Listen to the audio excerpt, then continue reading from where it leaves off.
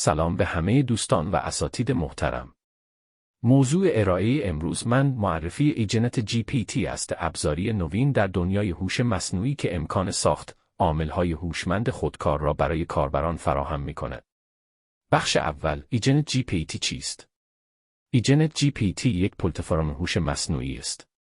این ابزار به کاربران اجازه می‌دهد عامل‌های هوشمند بسازند، یعنی برنامه‌هایی که می‌توانند به طور مستقل وظایف مشخصی را انجام دهند.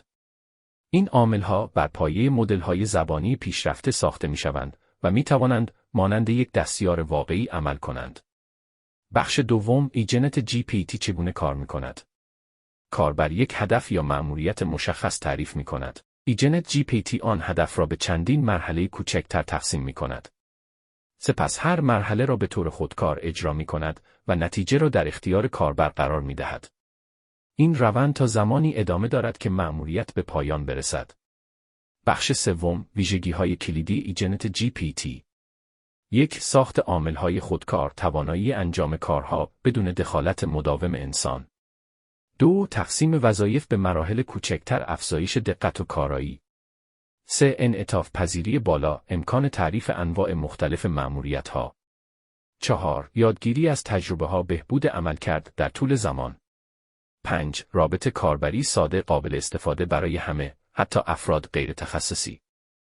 بخش چهارم، کاربردهای ایجنت GPT. کسب و کارها، انجام کارهای تکراری مانند جمع‌آوری داده، نوشتن گزارش یا مدیریت ایمیل‌ها. پژوهشگران جست‌وجو و خلاصه سازی، مقالات علمی. مدیران محتوا، تولید و ویرایش متن و مطالب شبکه‌های اجتماعی.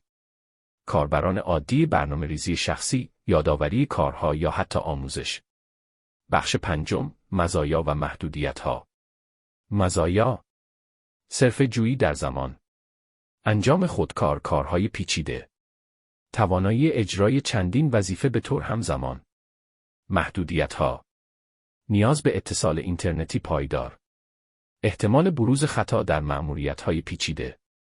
وابستگی زیاد به کیفیت مدل زبانی مورد استفاده.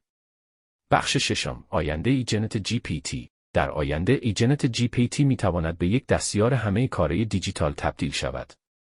انتظار می‌رود نقش مهمی در مدیریت کسب و کارها، آموزش و حتی زندگی روزمره ایفا کند. با پیشرفت هوش مصنوعی، این ابزار می‌تواند کارها را دقیق‌تر، سریع‌تر و هوشمندانه‌تر انجام دهد. جمع‌بندی: ایجنت GPT ابزاری برای ساخت عامل‌های هوشمند خودکار است.